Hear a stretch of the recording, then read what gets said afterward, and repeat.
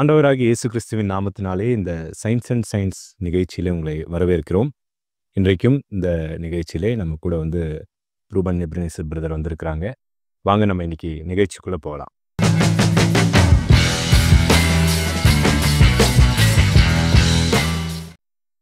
Price Lord brother. Praise Lord. ரொம்ப சந்தோஷம் உங்கள் கூட வந்து இந்த நிகழ்ச்சியில் கலந்துக்கிறதுக்கு. நான் வரிசையாக இந்த ஒவ்வொரு எபிசோடாக நான் பார்த்துக்கிட்டு இருக்கேன். எப்படி நினைக்கிறீங்க? இவ்வளோ இந்த அளவுக்கு இந்த சயின்ஸ் அண்ட் சயின்ஸ் ப்ரமோட் ஆகும் நீங்கள் நினச்சிங்களா? நீங்கள் என்ன மோட்டிவோட இதை ஆரம்பிச்சிங்க? Praise lord. Once again thanks for your invitation. Actually நான் இனிஷியலாக ஆரம்பிக்கும்போது அவ்வளோ யோசிக்கல. ஒரு 10லேருந்து 15 எபிசோட்ஸ் மேக்ஸிமம் பண்ணலாங்கிற மாதிரி தான் நானும் அண்ணனும் யோசித்தது. Okay, nice. அண்ட் இதில் என்ன இன்னொரு விஷயம் அப்படின்னா, என்ன பேசுவோங்கிறது எனக்கு தெரியாது.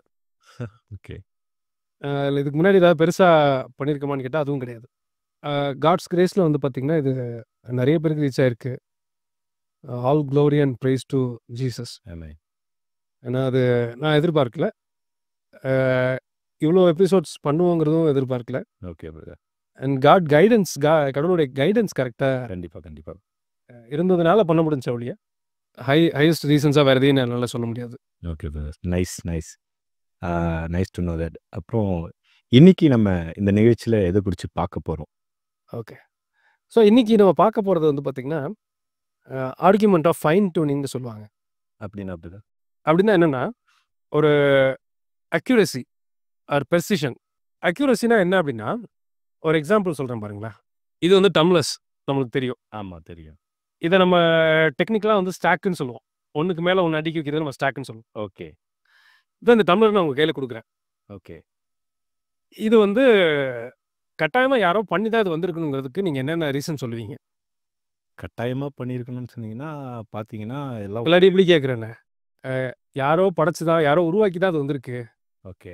அதுவாக வரலங்கிறதுக்கு நம்ம காமன் சென்ஸ் வச்சு யோசிக்கும் போது என்னென்ன ரீசன்ஸ் நீங்கள் சொல்லுவீங்க? கண்டிப்பாக இது வந்து ஒரு ஷேப்பாக கொண்டு வர்றதுக்கு யாராவது ஒருத்தர் எஃபோர்ட் போட்டிருப்பாங்க. சரி. அப்புறம் பார்த்தீங்கன்னா அதில் டிசைன் ஒன்று இருக்குது. சரி. எல்லாம் ஒரே மாதிரி இருக்குது. அதுக்கப்புறம் பார்த்தீங்கன்னா எல்லாம் ஒரே இடத்துல உட்காருது. ஒரே மாதிரி இருக்கிறதுனால உட்காருது அப்படின்னு நான் வந்து சொல்லுவேன். என்னுடைய புரிதலில் சொல்கிறேன். நீங்கள் சொல்கிறது கரெக்ட். பாருங்களேன், இதில் எவ்வளோ அக்யூரேட்டாக பெர்ஃபெக்டாக இருந்ததுன்னா இதெல்லாம் மேட்ச் ஆகுது. ஓகே. இது எவ்வளோ அக்யூரேசியில் இது பாருங்களேன், இது ரெண்டுக்கும் ஒரே மாதிரி இடைவெளியில் இது கரெக்டாக ஃபிக்ஸ் ஆகிருக்கும். இதெல்லாம் வச்சு நம்ம என்ன சொல்லுவோம்னா, இதுதான் வந்து ஆர்கியூமெண்ட் ஆஃப் ஃபைன் டியூனிங்னு சொல்கிறது. Okay okay okay. ஸோ சம்மந்தம் இல்லாத மாதிரி இது வந்து இருந்ததுன்னா இது இவ்வளோ அக்யூரேட்டாக ஃபைன் டியூன் ஆகி அது வந்து ஃபிக்ஸ் ஆகாது. கண்டிப்பாக. இதுக்கு ஒரு 2 எக்ஸாம்பிள் பார்ப்போமே. இதை வந்து அனாலஜியாக வச்சுக்கோங்க. அனாலஜினா நம்ம ஒப்புமையாக இதை வச்சுக்கிறோம். இப்போ நம்ம சொன்ன இதை ஒப்புமையாக மனசில் வச்சுக்கிட்டு 2 எக்ஸாம்பிள் பார்ப்போம். அதை எப்படி நீங்கள் புரிஞ்சுக்கிறீங்கன்னு சொல்லுங்கள். ஓகே. சமீப காலத்தில் ஒரு 10 வருஷத்தில் அதிகப்படியாக பேசப்படுற டிவிலே ஆகட்டும் இல்லாட்டி நியூஸில் ஆகட்டும், நிறைய இடத்துல பேசப்படுற ஒரு விஷயம் பார்த்தீங்கன்னா குளோபல் வார்மிங்னு சொல்கிறாங்க. ஆமாம், கண்டிப்பாக. புவி வெப்பமயமாகுதல். ஆமாம். ஸோ இந்த புவி வந்து வெப்பமயம் ஆகுறதுனால தான் அதிகப்படியான மழை ஒரு இடத்துல பெய்யுது, அதிகப்படியான குளிர் இருக்குது, சில இடத்துல அதிகப்படியான வளர்ச்சி இருக்குது, மொத்த சைக்கிளுமே மாறுது அப்படின்னு சொல்கிறாங்க. அது மட்டும் இல்லாமல் இப்போ இந்த டெம்பரேச்சர்ஸ்னால நிறையா வந்து இந்த கிருமிகள்னால வர நோய் தொற்று. ஆமாம். அதுவும் இந்த குளோபல் வார்மிங்னால வருது. அதாவது மொத்த மனுஷ அந்த அந்த அந்த பூமியோட இயக்கமே இந்த குளோபல் வார்மிங்னால சேஞ்ச் ஆயிடுச்சு. அதனால ஹியூமன் பீயிங்ஸ்க்கு நிறைய வந்து பிரச்சனைகள் வருது. இயற்கை சீற்றங்கள், இந்த மாதிரி பல விஷயங்களில் பாதிப்பு வருது. இன்னும் சொல்லப்போனால் இந்த அதிகப்படியான வெப்பத்தினால மனுஷனுடைய மனநிலை கூட பாதிக்கப்படுது. ஆமாம். அப்படிங்கிற அளவுக்கு சொல்கிறாங்க. புவி வெப்பமயமாதல்ங்கிறது ஏதோ ஒரு சில டிகிரிலாம் கூட இல்லை. ஆவரேஜ் பார்த்தீங்கன்னா 0.89 டிகிரி செல்சியஸ் மாறி இருக்கு. 0.89 தான். அவ்வளோதான் சேஞ்ச் ஆயிருக்கு. அது இவ்வளோ பெரிய இம்பாக்ட் கொண்டு வந்திருக்கு. அது இவ்வளோ பெரிய சொல்லி முடியாத அளவுக்கு இம்பாக்டை கிரியேட் பண்ணியிருக்கு. ஓகே. இவ்வளோ பெரிய இம்பாக்டை வந்து இந்த 0.85 டிகிரி வந்துட்டு இம்பாக்ட் பண்ணி. ஆமாம். அவங்க என்ன சொல்கிறாங்க, இன்னும் 1 டிகிரி போணுச்சுன்னா இதோட பல மடங்கு பாதிப்பு கூடும். ஆமாம். இப்போ நீங்கள் சொல்கிறத வச்சு பார்த்தாலே இந்த 0.89ன்றதே எத்தனையோ ஆர்டிக்லாம் வந்து உருகிற அளவுக்கு போயிருக்குண்ணா. ஆமாம்.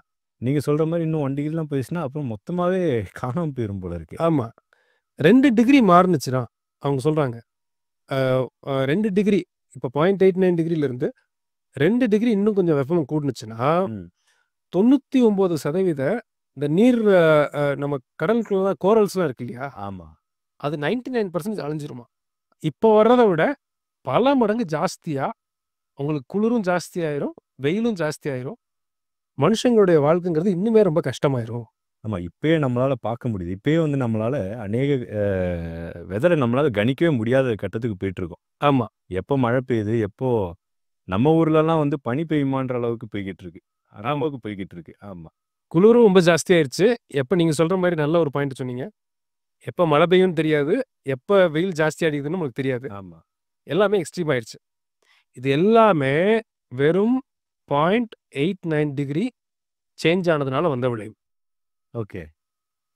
இப்ப நான் என்ன சொல்ல வரேன் அப்படின்னா, ம். ஃபர்ஸ்ட் ஒரு அனாலஜி சொன்னேன் பார்த்தீங்களா? ஆமா. இந்த ஸ்டாக்க வச்சு டம்ளர் வச்சு காமிச்சேன்ல. இப்ப நீங்க அதே ஒப்புமைய ம். இதுல அப்ளை பண்ணுங்க. இது 2 ஃபிக்ஸ் ஆற அக்யூரசிய வச்சு ம். நீங்க வந்து கட்டாயமா யாரோ ஒருத்தர் படைச்சிருக்கணும் அப்படின்னு காமன் சென்ஸ வச்சு நம்ம யோசிச்சு பார்க்கும்போதே நம்ம சொல்லிருவோம். கண்டிப்பா. கண்டிப்பா, கண்டிப்பா. ஒரே ஒரு டிகிரி சேஞ்ச் ஆகுறதுனால இவ்வளோ பாதிப்புகளும் வராம இருக்கிறதுக்கு அக்யூரேட்டான டிகிரி அதுவா வருமா? இல்ல கண்டிப்பா வர்றதுக்கு வாய்ப்பே இல்லைங்களே! வாய்ப்பே இல்ல. வாய்ப்பே இல்ல. வாய்ப்பே இல்ல. ஸோ இதான் அனாலஜி. இது ரீசனிங்.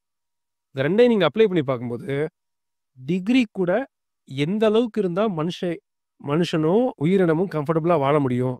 ம். இது வந்து ஒரு விஷயத்த நம்ம பார்த்தோம். ஆமா. இது மாரி பல ஃபைன் டியூனிங்ஸ் இருக்கு. ம். கிராவிட்டி ஒரு ஃபைன் டியூனிங். டெம்பரேச்சர் ஒரு ஃபைன் டியூனிங். ஒண்ணும் கேஸ்கேடிங் எஃபெக்ட்ன்னு சொல்லுவோம். ஒண்ணு பாதிக்கப்பட்டுச்சுன்னா இன்னொன்னு பாதிக்கப்படும். ஓகே. இது மாரி நூத்துக்கணக்கான விஷயங்கள் இந்த பூமியில இருக்கு. ஆமா. ஆக்சுவலா வந்துட்டு நான் இன்ஜினியரிங் டெர்ம்ஸ்ல கூட பார்த்தீங்கன்னா, ஒரு சில பேராமீட்டர்ஸ்ன்னு சொல்லுவாங்க. ஒரு சில விஷயங்கள் வந்து நம்மளால தவிர்க்கவே முடியாது. அதில பார்த்தீங்கன்னா, பிரஷர் இந்த அழுத்தம்னு சொல்லுவாங்க பார்த்தீங்களா? நம்ம லெவல் அழுத்தமும் ஒண்ணு இருக்கும். மேல போக போக அதாவது ஒரு மலைக்கு மேல ஏற ஏற நம்மள அறியாமலே நீங்க இப்போ ஃப்ளைட்லலாம் ட்ராவல் பண்ணீங்கன்னா, காது அடைக்கிறதுன்னு சொல்லுவாங்க. இதெல்லாம் ஒரு மனுஷனால வந்துட்டு கண்ட்ரோல் பண்ண முடியாத ஒரு விஷயங்கள். நீங்க சொல்றது வந்து அதிலேருந்து அத புரிஞ்சுக்க முடியுது என்னால. இந்த பிரஷர்ன்றத வந்து நம்மளால உருவாக்கவோ என்ன பண்ணுவாங்கன்னு கேட்டிங்கன்னா, அத வந்து நெக்லெக்ட் பண்ண ட்ரை பண்ணுவாங்க. அது நம்ம எந்த அளவுக்கு அத வந்துட்டு நம்மளால தாங்கிக்க முடியுன்ற அளவுக்கு தான் போவாங்க. அதே மாரி லெவல் கீழ போம்போதும் எந்த அளவுக்கு போ முடியுன்றது தான் பார்ப்பாங்க. புரியுது நீங்க சொல்ல வர்றது புரியுது. அப்ப இதெல்லாம் நம்ம இந்த பேராமீட்டர்ஸ்லாம் எடுத்து பார்க்கும்போது, அதுதான் வந்திருக்கும்னு உங்களால நம்ப முடியுதா? கண்டிப்பா வாய்ப்பே இல்லையே! வாய்ப்பே இல்ல. கண்டிப்பா வாய்ப்பே இல்ல. ஆனா, நம்ம ஜனங்கள் வந்து இதெல்லாமே வந்து லெவல் உங்களோட டெம்பரேச்சர் அதுவா வரும் கரெக்ட்டான டெம்பரேச்சர். நீங்க சொன்ன மாரி பிரஷர், ஏர் பிரஷர், கிராவிட்டி கரெக்ட்டா இங்க மட்டும் கரெக்ட்டா வரும். எல்லாம் அதுவா வருங்கிறது ஒரு இர்ரேஷனலான ஒரு பிலீஃப கம்ஃபர்டபுளா நம்புறாங்க. ஆமா. ஸோ இன்னொரு ஒரு எக்ஸாம்பிள் பாருங்களேன். இந்த டெம்பரேச்சர் வச்சு நம்ம பேசுனதுனால அதையும் சொல்றேன். ஆ. நம்ம பாடி டெம்பரேச்சர் இருக்கு. ஆமா. செல்சியஸ்ல பார்த்தீங்கன்னா 37 டிகிரிஸ். ஆமா. ஒரே ஒரு டிகிரி கூடுனா ஆர் லெஸ் தென் 2% டீவியேஷன் ஆச்சுன்னா, மைல்டு ஃபீவர்ன்னு சொல்றோம். ஆமா. இன்னும் 1 டிகிரி ஆச்சுன்னா, 39க்கு போச்சுன்னா ஹை ஃபீவர். இத இப்ப நம்ம இத பார்க்குறோம் இல்லையா? ஆமா. ஃபர்ஸ்ட் ஒரு அனாலஜி சொன்னோம்ல, ஒப்புமை பார்த்தோம்ல. ஆமா பார்த்தோம். அந்த ஸ்டாக் வச்சு நம்ம ஆமா பார்த்தோம்ல. பார்த்தோம். அதுல அப்ளை பண்ணி பாருங்க. ம். இது ஒரு கிரிட்டிக்கல் ஃபைன் டியூனிங். ஆமா கண்டிப்பாவே. ஒரே ஒரு டிகிரி கூடுனுச்சுன்னா, நம்மளால நார்மலா இயங்க முடியல. ஆமா. ஒரே டிகிரி குறைஞ்சுச்சுனாலும் நம்மளால நார்மலா இயங்க அப்படியே முடியாது. இருக்க முடியாது. ஒரு 5% சேஞ்ச் வந்துருச்சுன்னா, ஹியூஜ் இம்பாக்ட் வரும். ஆமா. ரொம்ப பெரிய ப்ராப்ளம் சொல்லிருவாங்க. ரொம்ப பெரிய ப்ராப்ளம். 5%ங்கிறது பிளஸ் ஆர் மைனஸ் 2 டிகிரி இல்லையா? ஆமா. அப்ப இந்த இதுவுமே வந்து பார்த்தீங்கன்னா, ஃபைன் டியூனிங் அதுவா வரல. நம்ம படைச்ச கடவுள் வந்து பார்த்தீங்கன்னா, அவருடைய இன்ஃபினிட் ஞானத்துல இதெல்லாம் அக்யூரேட்டா உட்கார்ந்து செட் பண்ணி படைச்சிருக்காரு. கண்டிப்பா. இது எதையுமே நம்ம யோசிக்காம, ஒரு இர்ரேஷனலா யாரோ ஒருத்தர் சொல்றாங்கங்கிறத வச்சு, ம். நம்ம வந்து அதிகப்படியான ஜனங்கள் இந்த சயின்டிஃபிக் ஏத்திசம்னால ம். பாதிக்கப்பட்டிருக்கிறத நம்ம கண் முன்னாடி இன்னைக்கு பார்த்துட்டு இருக்கோம். ஆமா. ஒரு சில எபிசோட்ஸ்க்கு முன்னாடி கூட நீங்க அத விவரமா சொல்லியிருந்தீங்க. Okay brother. இப்போ நீங்க சொல்லிட்டு இருக்கீங்க. இந்த விஷயங்கள ஜனங்க நம்புறதுக்கு அநேக உதாரணங்கள் நீங்க சொன்னீங்க. இத வந்து ஜனங்கள் இன்னும் அதிகமா நம்புறதுக்கான வேற ஏதாவது காரணங்கள் இருக்குமா? ஷூர். அது ஆக்சுவலி நீங்க கேட்கறது ஒரு கிரிட்டிக்கலான கொஸ்டின். நான் ரொம்ப ம். இம்பார்ட்டன்டான கொஸ்டினா தான் நான் பார்க்குறேன். அதாவது இந்த மிலிட்டரியில வந்து மும்முனை தாக்குதல்னு சொல்லுவாங்க. எல்லா பக்கத்துல இருந்தும் தாக்குதல் வருதுன்னு சொல்லி. ஆமா. எல்லா பக்கத்துலருந்து தாக்குதல்னு சொல்லலாம். இல்லாட்டி நிலம், ஆகாயம் அந்த மாரி. ஆமா. நீங்க சொன்ன மாரி நேவில இருந்து தாக்குதல் வருது. ஏர் ஃபோர்ஸ்லேருந்து தாக்குதல் வருது. அ ஆர்மி மூலமா தரைவழி தாக்குதலும் இருக்கு. இத மும்முனை தாக்குதல்னு சொல்லுவாங்க. அது மாரி பல சைட்ல இருந்து இன்னைக்கு இருக்கிற ஜனங்களுக்கு இன்ஃப்ளூயன்ஸ் ஆகுறதுக்கு இஷ்யூஸ் வருது. சரி. ஃபார் எக்ஸாம்பிள் நீங்க பார்த்தீங்கன்னா, அவங்க படிக்கிற ஸ்கூல்ல இத பத்தி பேசுவாங்க. ஓகே. காலேஜ்ல பேசுவாங்க. ஆமா, வேலை பார்க்குற இடத்துல பேசுவாங்க. ஆமா. இது போதாததுக்கு மீடியா, நியூஸு, ஆர்டிகிள்ஸு, ஜர்னல்ஸு, அட்வர்டைஸ்மெண்ட்ஸு இது எல்லா சைட்ல இருந்து இவங்களுக்கு என்ன பண்ணுவாங்கன்னா, இந்த மாரி சயின்ஸ் ரிலேட்டடான காரியங்கள் இவங்களுக்கு தன்ன அறியாமலே வந்துட்டுருக்கும். வந்து இவங்க மண்டைய ரீச் பண்ணிட்டுருக்கும். புத்திய ரீச் பண்ணிட்டுருக்கும். கேட்க என்ன ஆயிருதுன்னா, இவங்களுக்கு ஒரு ஒரு விதமான ஒரு பிலீஃப். ஆமா. அதுதான் ஒரு பல எபிசோட்ஸ்க்கு முன்னாடி நீங்க கீழ பார்க்குற மாரி, ஆகாத சம்பாஷணை அப்படிங்கிற ஆமா. ஒரு எபிசோடு இதுல பண்ணியிருந்தோம். ம். இதுக்கு ஒரு 2, 3 எக்ஸாம்பிள்ஸ் பார்ப்போமே. நீங்க வந்து இப்போ ஒரு பொருள் வாங்க போறீங்கன்னு வச்சுக்கங்களேன். ஓகே. ஒரு கடைக்கு வந்து ஒரு ஒரு சேலையோ, இல்லாட்டி ஏதோ ஒரு கிளாத்திங்கோ எடுக்க போறீங்க. ம். அது எப்படிலாம் இம்பாக்ட் ஆகுது? ஒரு கஸ்டமருடைய டெசிஷன் இம்பாக்ட் ஆகுதுன்னு நான் சொல்றேன். இப்ப நீங்க சென்னையில இருக்கீங்க. ஆமா, சென்னையோட மார்க்கெட்டுன்னு பார்த்தீங்கன்னா, இந்த மாரி துணி இதெல்லாம் ஜாஸ்தியா ஆமா. நெறைய இருக்கிற இடம். ஆமா. டி நகர் தான் அதுல வந்து ரொம்ப ஃபேமஸ். ஃபேமஸ். வெளியூர்ல இருந்துலாம் வந்து எடுத்துட்டு போவாங்க. ஆமா. நான் பார்த்துருக்கேன். நான் சென்னையில இருக்கும்போது பார்த்துருக்கேன். தமிழ்நாட்டுல இருந்து எல்லா இடத்துலயும் இருந்து அங்க வந்து ஆமா. எல்லாமே ஒரே இடத்துல கிடைச்சிரும். அவங்க வெவ்வேறு இடத்துக்கு போ வேண்டியதில்ல. எல்லாமே ஒரே இடத்துல கிடைச்சுன்றதுக்காக மொத்தமா இந்த பெரிய, பெரிய ஏதாவது ஈவென்ட்ஸ் மாரி வரும்போது, திருமணம் மாரி காரியங்களுக்கெல்லாம் மொத்தமா வந்துருவாங்க. ஆமா. குடும்பமா கிளம்பி வரதெல்லாம் பார்த்துருக்கோம். இப்ப இதுல ஒரு ஒரு ஸ்ட்ராட்டஜி நீங்க அதெல்லாம் கொஞ்சம் குறிப்பா பார்த்தீங்கன்னா உங்களுக்கு தெரியும். ஆ நீங்க ஒரு சில பெரிய கடைகளுக்கு முன்னாடி போனீங்கன்னா, ஏசி குபு குபு குபுன்னு வெளிய அடிக்கும். பார்த்துருக்கீங்களா? ஆமா. அது வந்து ஒரு வண்டியிலே போயிட்டு இருக்கும்போது கூட, ஒரு 2 நிமிஷம் அந்த இடத்துல நின்னுட்டு போன கதைலாம் இருக்கு. நம்மளுக்கே வெயில் ஜாஸ்தியா இருக்குன்னு ஆமா, ஆக்சுவலி பார்த்தீங்கன்னா, இத ஒரு ஏர் கர்டைன் வாங்கி அந்த ஃபேன வச்சு விட்டாங்கன்னா, ஏசி வெளியே வராது. வேஸ்டேஜே ஆகாது. ஆமா. ஆனா பர்ப்பஸா தொறந்து வச்சிருப்பாங்க. சரி. அது ஆக்சுவலி ஒரு ஸ்ட்ராட்டஜி. ஓகே. வெளியில நீங்க வந்து ஒரு வெயில் நேரத்திலயோ, ஏதோ ஒரு நேரத்தில ம். போயிட்டு இருக்கும்போது, ஏசி அப்படி குப்புன்னு அடிக்கும்போது, அப்பா! என்ன மாரி ஒரு ஃபீல். ம். அந்த ஃபீலிங்ல உள்ள போறவங்க நெறைய பேர் இன்னும் இருக்காங்க. அடிக்கிற வெயிலுக்கு கொஞ்ச நேரம் நின்னுட்டு வருவோம். அ. இப்போ பர்ச்சேஸ் பண்ண போறவங்களும், இத பார்த்துட்டு உள்ள போறவங்க கட்டாயமா நெறைய பேர் இருப்பாங்க. ஆமா. அடுத்த ஸ்டெப் உள்ள போயிட்டாங்க. இப்போ ஒரு ஒரு பட்டு சேலை எடுக்கணும்னு வச்சுக்கோங்களேன். சரி. நீங்க கடையில மீதி எல்லா செக்ஷனுக்கும் போங்க. நான் வேணா ஒரு வேள வியூவர்ஸ் போய் கூட செக் பண்ணி பார்க்கட்டும். ஒரு பெரிய கடைக்கு சரி. நெறைய ஒரு 7, 8 ஃப்ளோர்ஸ் இருக்கும் அந்த கடையில. பட்டு சேலை செக்ஷன் மட்டும் போறாங்கன்னு வச்சுக்கங்களேன். ம். உள்ள போனோனே வேற ஃபீல் வரும். எதனால? அததான் என்ன சொல்லுவாங்கன்னா, விஷுவல் மெர்ச்சன்டைஸ் ஆர் சென்சரி மெர்ச்சன்டைஸ்ன்னு சொல்லுவாங்க. Okay brother. இன்னும் கொஞ்சம் விவரமா சொல்லுங்க. விஷுவல் மெர்ச்சன்டைஸ்னா என்னன்னா, நீங்க ஒரு விஷயத்துக்குள்ள உள்ள போன உடனே, நீங்க பார்க்கிறத வச்சு உங்களோட ஃபீலிங்ஸ் வந்து இம்பாக்ட் ஆகும். ஓ! புரியுது. நீங்க சொல்ல வர்றது எனக்கு புரியுது. இன்னும் கொஞ்சம் சிம்பிளா சொல்லணும்னா, இந்த பட்டு சென்டருக்குள்ள போறீங்கன்னு வச்சுக்கங்களேன், அதுல பெரிய ஒரு வாசம் இருக்கும். இல்லாட்டி பெரிய வீடியோ போயிட்டுருக்கும். அங்க வந்து பாண்டிய நாட்டு மன்னர்கள்ல இருந்து நாங்க தறி செஞ்சு போட்டுட்டு இருக்கிறோம். இது வீடியோல ஓடும். உள்ள போனீங்கன்னா பேலஸ் மாரியே இருக்கும் பார்க்கறதுக்கு. ஆமா. அவங்களுடைய வெல்கமிங்கே பயங்கரமா இருக்கும். அவங்க நம்மள வரவேற்கிற விதமே, ஆமா. நம்மள வந்து அந்த ஒரு ராஜ பரம்பரையில தான் கூப்பிடுற மாரி சில நேரத்துல நம்மள நம்ப வச்சுருவாங்க. அழகா நீங்க சொன்னீங்க. ட்ரூ. ஆமா. அப்ப உள்ள போன உடனே அந்த பழைய ஒரு ஒரு பெரிய வுட் ஒர்க்ஸ் ஆகட்டும், இல்லாட்டி ஒரு பழைய காலத்து அரண்மனை எப்படி இருக்குமோ, அந்த ஃபீல் வந்து நம்மள அறியாமலே நம்மளுக்கு வந்துரும். அதுக்கப்புறம் பார்த்தீங்கன்னா, உள்ள போயி நான் ஒரு நாள் போனேன் கடைக்கு. சரி. போய் எத்தன லைட் இருக்குன்னு பார்த்தேன் உட்காந்து. ஒரு சரி. ஃப்ளோர்ல. ஓகே. 500லேருந்து 800 லைட்ஸ் இருக்கு.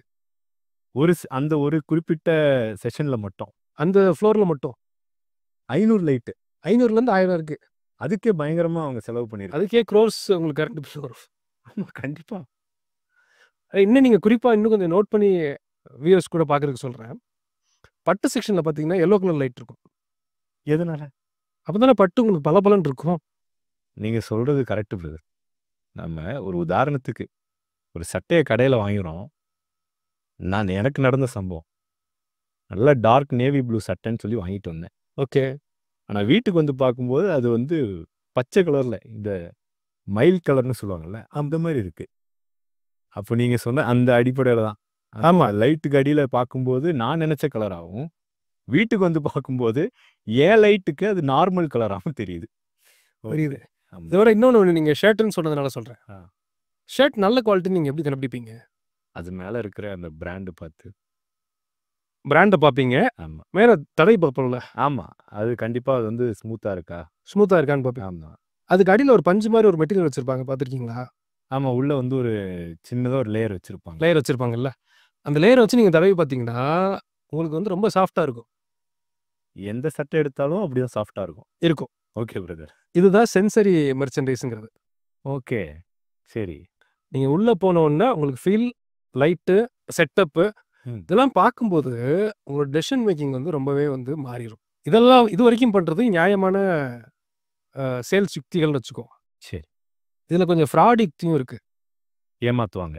ஆமாம். நீங்கள் கடையில் போய் நீங்கள் ஷர்ட்டை போட்டு பார்ப்பீங்க, வயிறு உங்களுக்கு தெரியவே தெரியாது. ஆமாம் பிரதர். வீட்டுக்கு வந்து ஆலா சைடு கண்ணாடி வச்சுருப்பாங்க. 4 சைடு கண்ணாடி வச்சுட்டு ஒரு 10 லைட் போட்டு ஆமாம் அங்கே போட்டு பார்த்தோம்னா நம்ம ஸ்லிம்மாக தெரியும். நம்ம நம்ம ஸ்ட்ரக்சருக்கே அந்த சட்டை தைச்ச மாதிரி இருக்கும். சட்டை தச்சமாக இருக்கும், பயங்கர ஸ்லிம்மாகவும் தெரியும். ஆமாம் வீட்டுக்கு வந்து பார்த்தீங்கன்னா வயிறு பெருசாக இருக்கும். கண்டிப்பாக இருக்கும். இதுக்கு ஒரு கிளாஸ் இருக்குது. ஓகே. நீங்கள் டிவியில் பார்க்குற மாதிரி இந்த கண்ணாடியில் போய் பார்த்தீங்கன்னா ஒரு 15 to 20% உங்கள் சைஸை வந்து சின்னதாக காமிக்கிறது. அதாவது ஒரு மனுஷனுடைய உண்மையான உருவத்தை சுருக்கி காட்டுன்றீங்க. சுருக்கி காமிக்கும். ஸோ இதெல்லாம் பண்ணி தான் நீ பொருளை விற்கிற கட்டாயத்தில் பிஸ்னஸ் ஹவுசஸும் இன்றைக்கி அப்படி இருக்குது. அந்த அளவுக்கு இப்போ இருக்கக்கூடியதான நடைமுறையே அந்த அளவுக்கு நடைமுறையே அப்படி இருக்குது. அப்போ நீங்கள் யோசிச்சு பாருங்கள், நீங்கள் போய் இம்பேக்ட் ஆகிற விஷயம் எப்படி ப்ரெசென்ட் பண்ணுறாங்க ஒரு விஷயத்த. ஆமாம் இதெல்லாம் பார்த்து தான் உங்கள் டெசிஷன் வந்து இம்பேக்ட் ஆகுது. உங்கள் முடிவுங்கிறது இதெல்லாம் பேஸ் பண்ணி தான் இருக்குது. ஆமாம். அதுதான் நம்ம என்ன சொல்லுவாங்கன்னா மார்க்கெட்டிங்கில் sensory merchandise or visual merchandise அப்படின்னு சொல்கிறோம். ஓகே. நான் அடுத்தது இன்னொரு உதாரணம் சொல்கிறேன் பாருங்களேன். இந்த பிரேக்கிங் நியூஸ்னு ஒரு கொடுமை இருக்குது, பார்த்துருக்கீங்களா? ஆமாம். இந்த ஏதாவது ஒரு நியூஸ் சேனல் போட்டுட்டு இருக்கும்போது ஆமாம், நம்ம ஏதோ ஒன்று பார்த்துட்ருப்போம், திடீர்னு ஒரு மியூசிக் வந்துட்டு பிரேக்கிங் நியூஸ்னு போட்டுருவாங்க. தட தட தடன்னு ஒரு சவுண்டு. அப்புறம் வந்து பார்த்தீங்கன்னா அதில் டார்க் ப்ளூ இல்லாட்டி டார்க் ரெட்டில் ஒரு பெரிய கிராஃபிக்ஸு. ஆமாம். அப்புறம் அதில் சீரியஸான முகத்தை ஒரு கண்ணாடி போட்டு ஒருத்தர் வந்து இல்லை அந்த மியூசிக் வந்துட்டாலே நம்ம வீட்டில் எந்த பக்கத்தில் இருந்தாலும் நேராக டிவி கிட்ட வந்துடும். நம்மளை அறியாமலே வந்து நம்மளை அறியாமலே வந்துடுவோம். அதில் போதாத குறைக்கு ஒருத்தர் கண்ணாடியை மாட்டிட்டு வந்து குளோப் வாண்ட்ஸ் டு நோ அப்படின்ட்டு ஒரு சீரியஸான முகத்தோடு வச்சு ஆரம்பிக்கும் போது நம்ம என்ன நினச்சிக்கோன்னா ஏதோ சிவியரான நம்மளுக்கு பாதிப்பு வர மாதிரி ஏதோ ஒன்று சொல்ல பெரிய போகிறாங்க. பிரச்சனை, ஏதோ ஒரு விஷயம் நடந்திருக்கு, அதை சொல்ல போகிறாங்க அப்படின்னு நினைப்போம். அதில் ஒன்றும் இருக்காது, நம்மளுக்கு சம்மந்தப்படுற மாதிரி ஒரு விஷயமாவே இருக்காது. ஆனால் இந்த சவுண்டையும் இந்த ஆடியோவையும் அப்புறம் அதில் வர்ற அந்த கிராஃபிக்ஸையும் அந்த ஆங்கருடைய சீரியஸான முகத்தையும் பார்த்த உடனே நம்மளை அறியாமலே நம்ம மைண்ட் என்ன ஆயிரும்னா அவங்க சொல்கிறதுக்கு எக்குப் ஆயிரும். அவங்க சொல்கிறத நம்பணுன்ற ஒரு இடத்துக்கு நம்ம வந்துடுவோம்.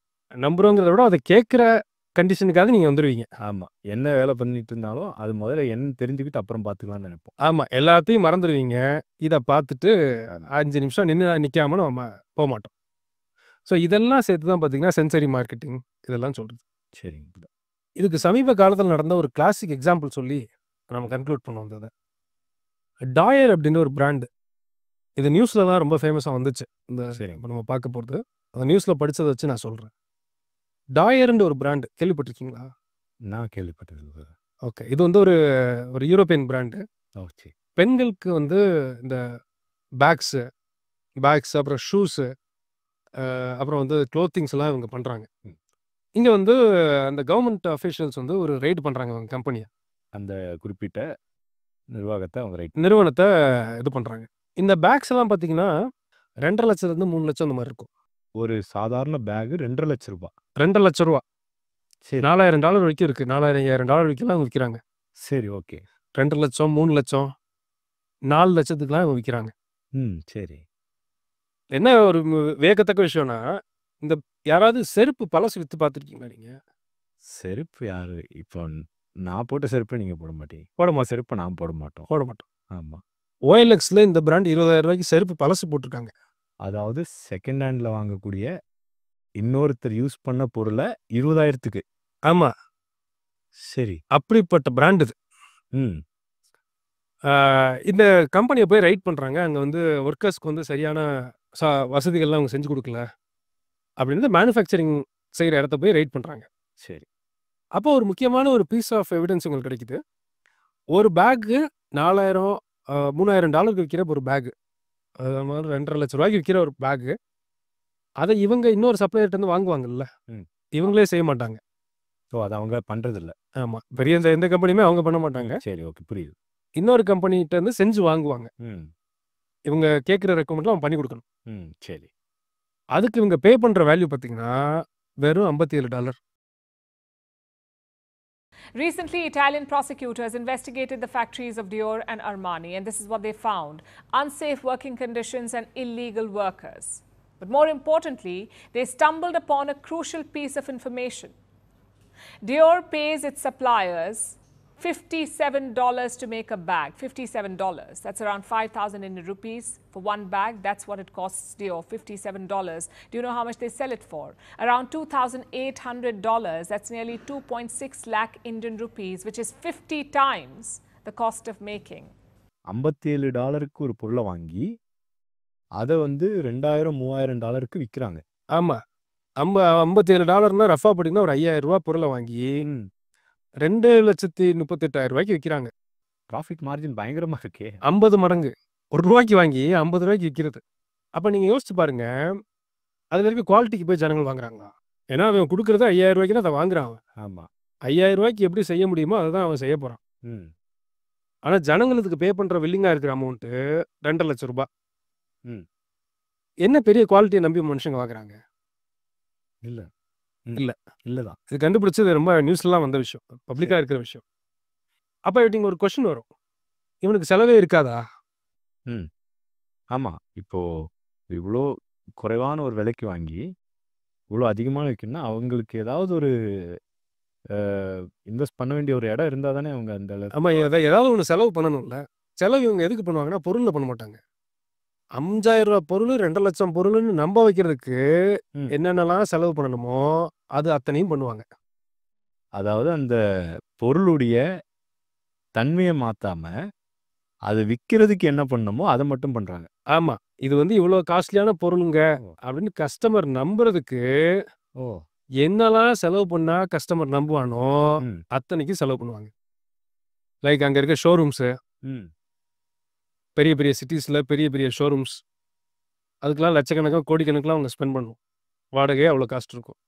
அங்கே இருக்க ஸ்டாஃபு, அதுக்கப்புறம் அதை ப்ரெசென்ட் பண்ணுற விதம், செலிபிரிட்டி என்டோர்ஸ்மெண்ட்டு, ஓகே, இதுக்கு தான் செலவு பண்ணுவாங்களே ஒழிய ப்ராடக்ட்டுக்கு அவன் செலவு பண்ண மாட்டான்.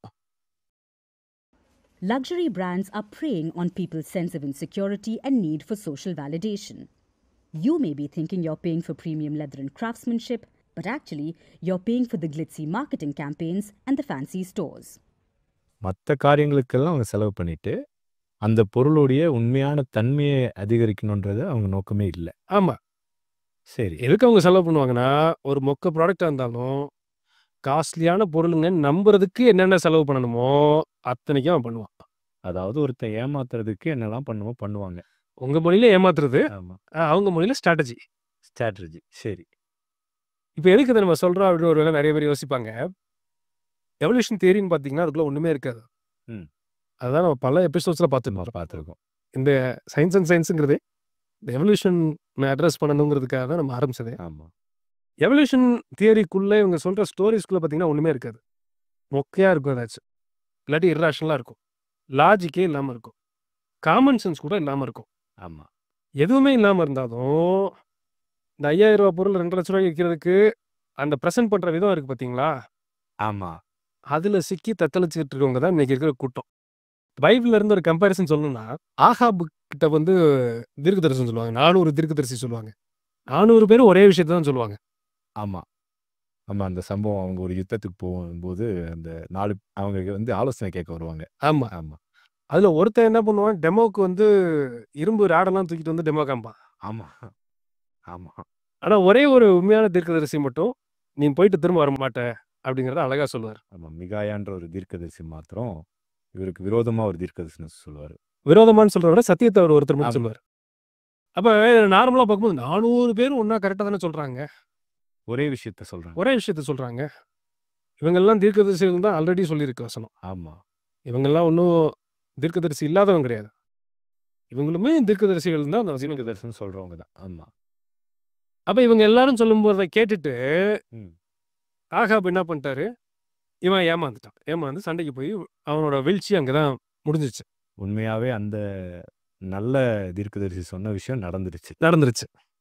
அதே மாதிரி தான் இன்னைக்கு நம்ம ஜனங்களுக்கு விசுவாசிகளுக்கும் சேர்த்து அந்த மும்முனை தாக்குதல்னு சொன்னேன் இல்லையா, ஆமாம், இந்த மாதிரி அப்படி இப்படி அவர் சொன்னார் இவர் சொன்னாருங்கிறத நிறைய பேசி விசுவாசிகள்ல சில பேருமே வழிவிலகி போயிருக்கதை நம்ம பார்த்துருக்கோம். அதாவது இந்த சமுதாயம், அது மாத்திரம் இல்லாமல் நம்மளை சுற்றி இருக்கிற சூழ்நிலைகள், இதெல்லாம் ஒரு நெருக்கத்தை கொண்டு வந்து அவங்க அந்த அந்த விஷயத்தை நம்பக்கூடிய ஒரு தன்மைக்கு விசுவாசிகள் கூட போயிட்டாங்கன்னு சொல்ல வரீங்க. ஆமாம், விசுவாசிகளே போயிட்டாங்கன்னா ஆண்டவரை பற்றி அறியாதவங்க அவங்க நிலைமை என்னவா இருக்கும்? அம்மா, நம்ம எல்லாம் தெரிஞ்சிருக்கிற விசுவாசிகளே வழிவிலைக்கு போகிறாங்க, இல்லை இப்படிப்பட்ட ஒரு விஷயத்தை நம்புகிறாங்கன்னா அவங்களுக்கு தான் ஆண்டவருடைய வெளிச்சமே இல்லையே. ஆமாம், அவங்க வந்து ஈஸியாக வழிவிலைக்கு போயிடுவாங்களே. ஆமாம். ஆமாம். இன்னும் சொல்ல போனால் இன்னைக்கு பேசுகிற அநேக இந்த எவல்யூஷன் பேசுகிற சயின்டிஸ்ட்டு இந்த 50 ரூபா 5000 ரூபா பொருளை 2 லட்ச ரூபா நம்பி வாங்குறாங்க இல்லையா, ஆமாம். அந்த ஹைப்பில் விழுந்தவங்க தான் நிறைய பேர். ஓகே. நம்ம நினைக்கிற மாதிரி விசுவாசிகளோ சாதாரண ஜனங்கள் மட்டும் இல்லை, இந்த சயின்டிஃபிக் எத்திசமை ப்ரமோட் பண்ணுறவங்களும் இந்த மாதிரி வஞ்சிக்கப்பட்டவங்க தாங்கிறத நம்ம மறக்கவே கூடாது. இதை எவல்யூஷனை ப்ரமோட் பண்ணி பேசுகிற அந்த எலைட்டுக்காகவும் நம்ம ஜோம் பண்ணி ஆகணுங்கிறது இது வந்து ஒரு விழிப்புணர்வு. ஆமாம், நம்ம ஜனங்களை மட்டும் நம்ம ஃபோக்கஸ் பண்ணக்கூடாது, விசுவாசிகள் மாத்திரம் இல்லை, இவங்க வழிவிலகி போகிறதுக்கு காரணமாக இருக்கிறவங்களும் ரட்சிக்க பண்ணணும்னு ஜோம் பண்ணணும்னு சொல்கிறீங்க. கட்டாயமாக கரெக்டான விஷயத்த சொல்லியிருக்கீங்க. அருமையாக இந்த விஷயத்த நீங்கள் ஆரம்பிக்கும்போது எனக்கு என்ன சொல்ல வரீங்க புரியல, ஆனால் அருமையாக அதை வந்து தெளிவுபடுத்தி புரிய வச்சுருக்கிறீங்க. இது வந்து கண்டிப்பாக ஜனங்களுக்கு பிரயோஜனமாக இருக்கும். இந்த மாதிரி வழிவிலகி போகிறவங்களுக்கு இது வந்து ஒரு விழிப்புணர்வு மாதிரி அவங்களுக்கு இருக்குன்னு சொல்லி நிச்சயமாக விசுவாசிக்கிறோம். தேங்க்யூ. இது எஃபர்ட் போட்டு இதை எங்களுக்கு சொல்லிக் கொடுத்ததுக்கு, உங்களுடைய நேரத்தை ஸ்பெண்ட் பண்ணதுக்காக தேங்க்யூ. Thank you so much.